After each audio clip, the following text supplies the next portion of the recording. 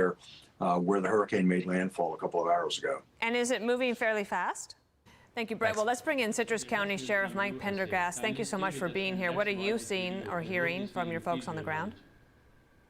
Hey, Dana. So we've got a saturation of our patrol deputies out all across Citrus County right now. And Colonel Flora, one of my colonels that works in the agency, he's on the west side of the county. He's sending us photos that we're sharing on our Facebook feed. And he's also sending a lot of folks out along the US 19 corridor, which is flood zone A in Citrus County, which was a mandatory evacuation zone. While we didn't experience the high winds that we would typically get from a hurricane or a tropical storm as it passes by, the very significant nature of this storm that was a Category 2 late last night and quickly became a Category 3 and then worked its way all the way up to a Category 4 just a few hours ago, right before it made landfall up in the Big Bend area, is going to bring a lot of storm surge potential for us. We are working towards low tide, and we've got very unseasonably high tides right now that have come over parking lots, and it's really working its way towards the US 19 corridor. And before too long, we might see flooding along the flood zone A area like what we saw during Hurricane Hermine, and that's many hours before high tide after 4 p.m. this afternoon. So we've got a long ways to go before we're out of the woods, and we've been telling folks that, you know, you can run from that water and stay away from it for long enough, and we'll let you know when it's clear and safe to go back in there. While we've got a lot of folks out there, we still have quite a few folks that did not heed our warnings and evacuate when we issued the mandatory evacuation order on Monday to get them to safer ground and to get them out of harm's way away from the storm. Sir, are you one of the entities that does not have power right now? No, actually, we do have power, but we do have some power outages sporadically across Citrus County. And also, I just looked up on the television station because we're tracking a couple of other things going on. We've had 2 tornado warnings in our county earlier this morning. My phone just went off while we were waiting in the queue to get on the air with you and Brett. And I know there are tornado warnings popping up all over the interior parts of the state of Florida. And so we've got a long ways to go before we're out of the woods when it comes to the threat from tornadoes that are being spun off on the dirty side of this storm, which really all of the west coast of the state of Florida is on the dirty side of the storm right now, except for that extreme northern part up there where the hurricane made landfall a couple of hours ago. And is it moving fairly fast?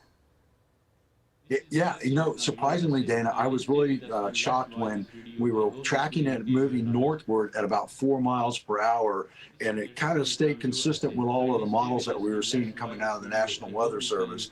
And then all of a sudden, overnight, during the hours of darkness, it accelerated to 14 miles an hour, and then the next thing I know, it's moving at 18 miles an hour as it tracked northward towards the Big Bend area.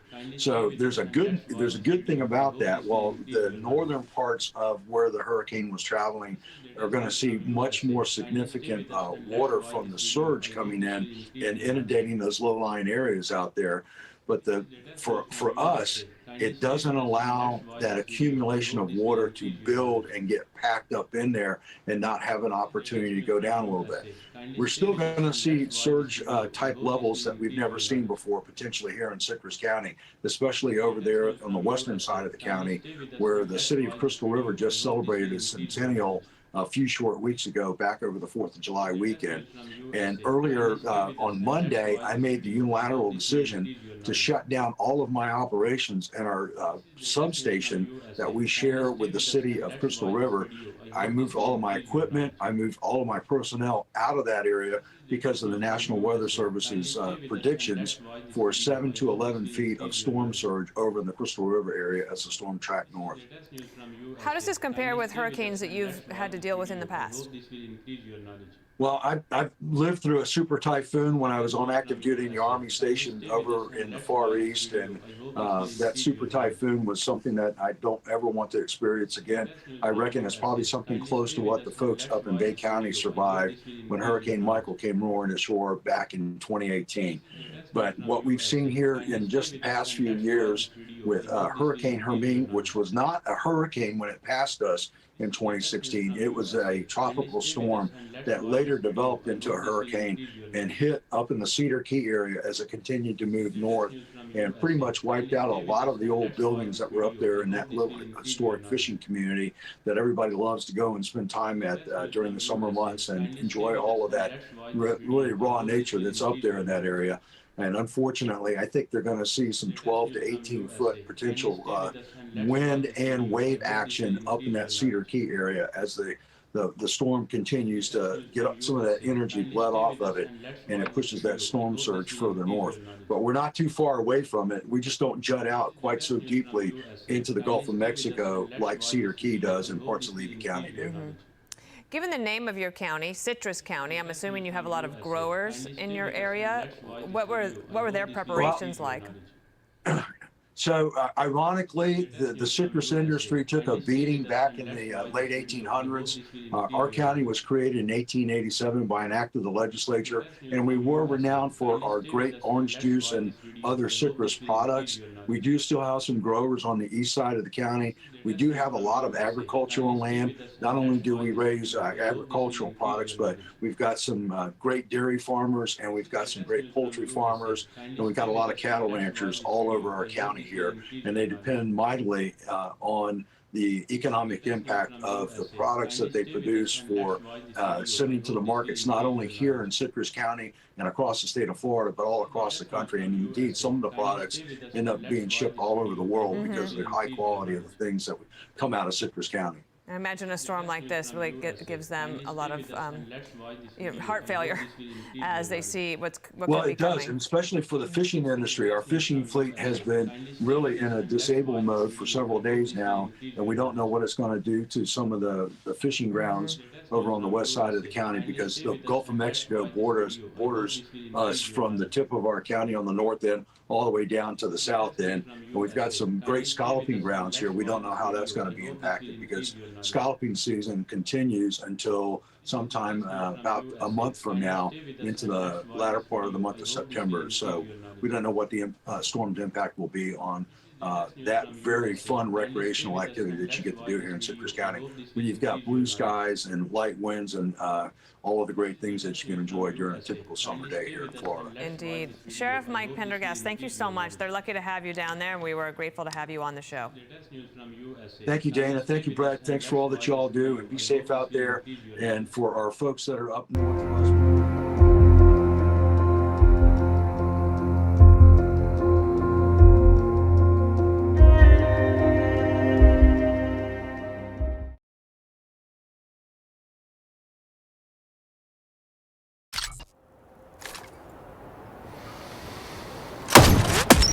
First shot registered.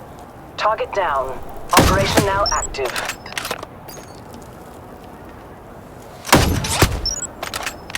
Target down. Proceed at your discretion.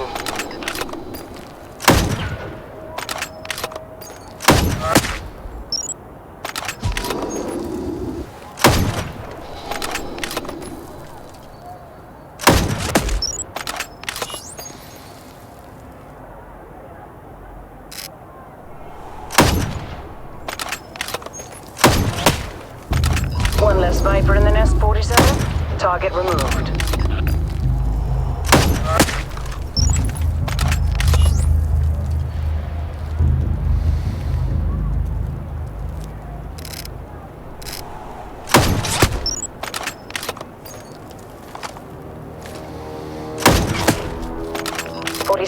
Those are civilians.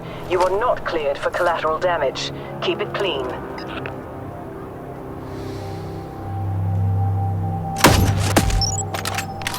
Watch your vectoring, 47. That was too close for comfort.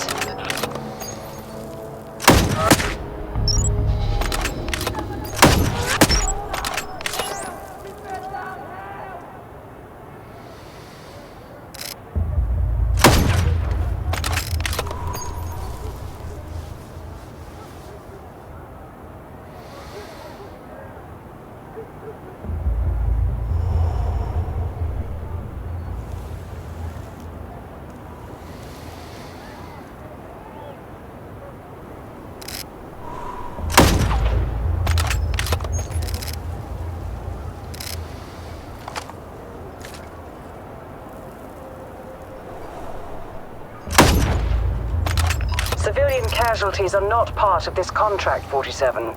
Live targets only.